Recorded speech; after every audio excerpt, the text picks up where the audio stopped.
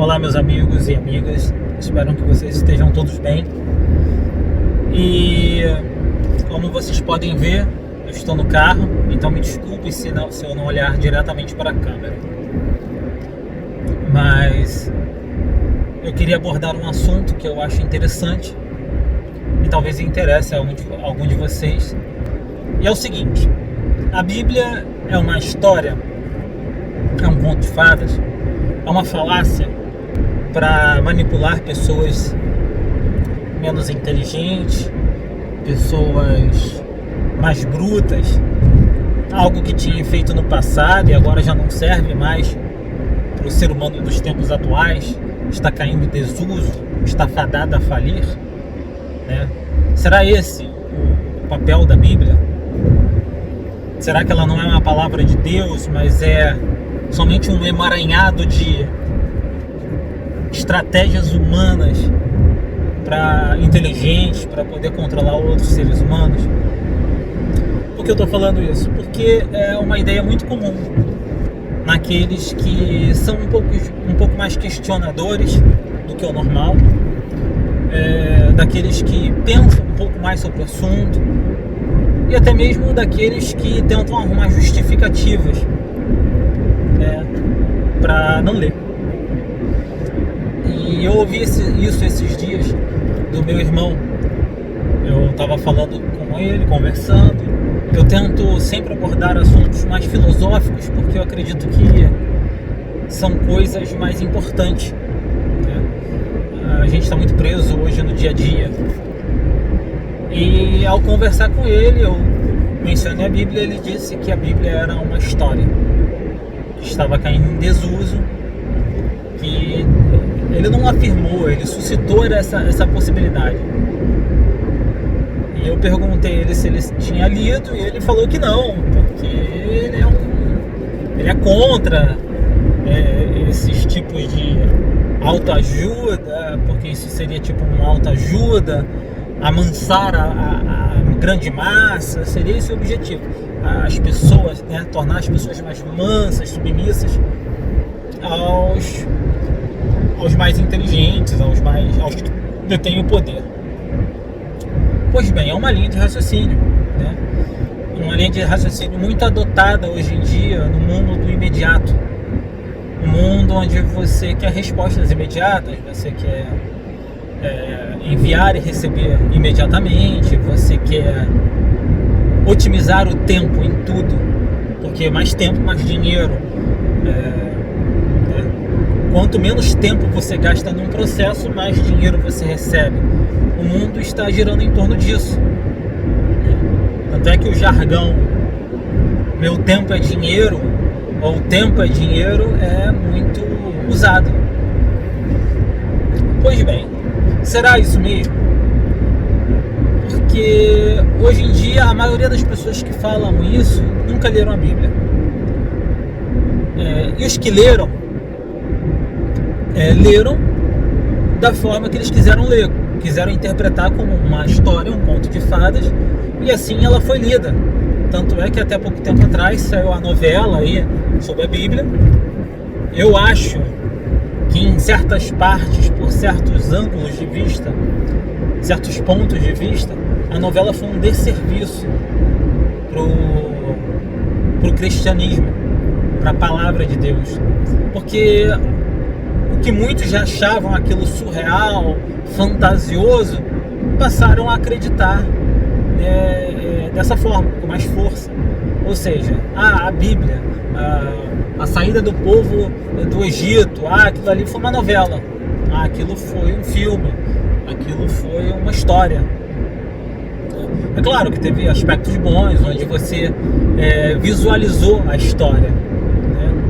Mas para aqueles que já querem arrumar um pretexto, virou mais um. Então teve um lado ruim. Mas aí é que está o ponto-chave, né? Onde o que eu já falei.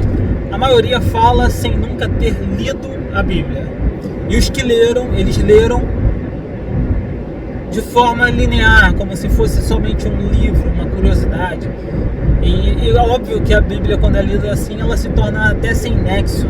ela se torna fantasiosa, se torna um livro do Senhor dos Anéis, onde tem histórias miraculosas, coisas surreais, coisas que nós não experimentamos hoje em dia, né?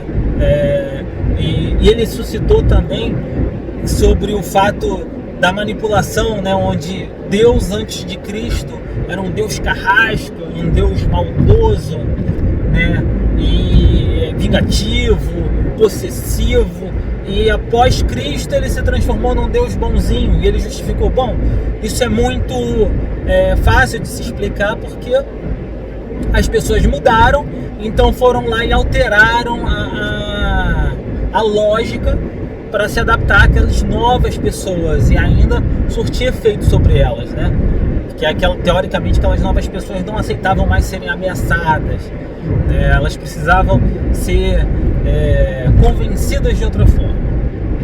Foi a justificativa. Mas aí é que tá.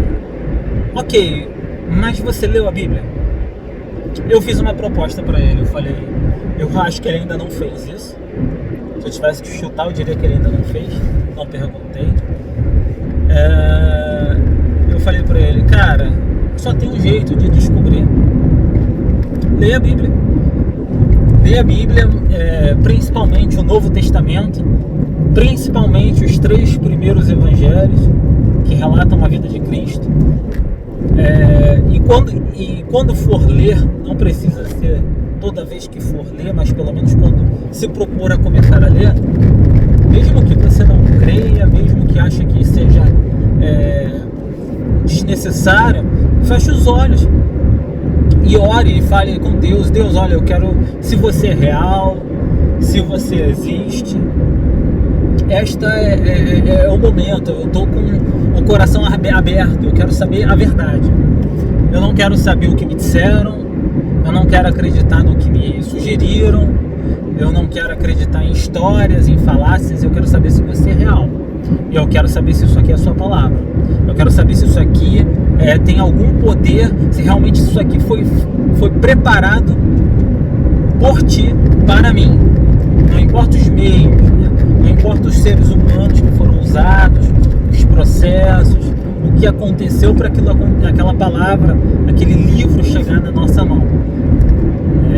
Porque teoricamente o que nós acreditamos, o que eu acredito, é que a Bíblia, por mais que ela tenha passado pela mão de incontáveis pessoas, né, tenha vivido os pergaminhos, então, né, foram achados fragmentos, pessoas traduziram, a igreja monopolizou aquilo, depois foi soltando.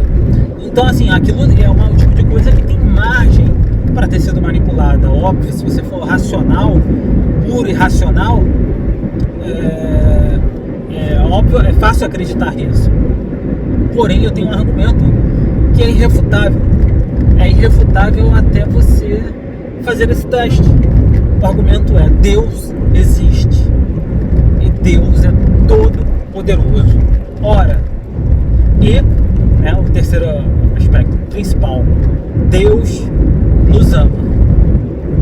Bom, se Ele existe, se Ele é todo poderoso e se Ele nos ama, supondo que estas 3 observações sejam reais, sejam verdadeiras, então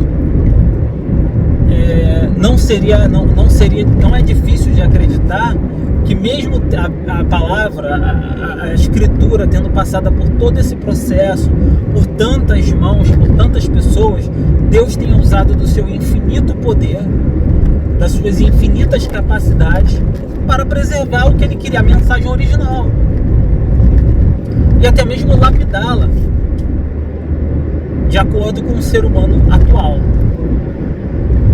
Então, supondo que isso seja real, Ele preservou aquilo como sendo a palavra dele. E supondo ainda que isso tudo seja real, essa conjectura seja real, quando você fizer esta oração e você for ler a Bíblia, Ele não vai te ignorar. Ele não vai, provavelmente, abrir os céus, descer, sentar na cabeceira da sua cama e bater um papo, tete a tete, carne na carne. Não, talvez Ele não vá fazer isso.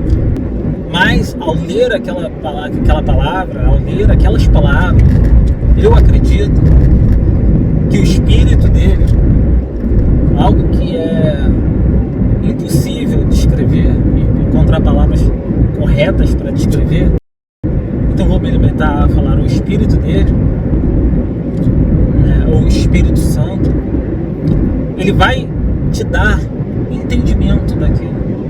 Ele vai revelar o que está ali e o que é para você.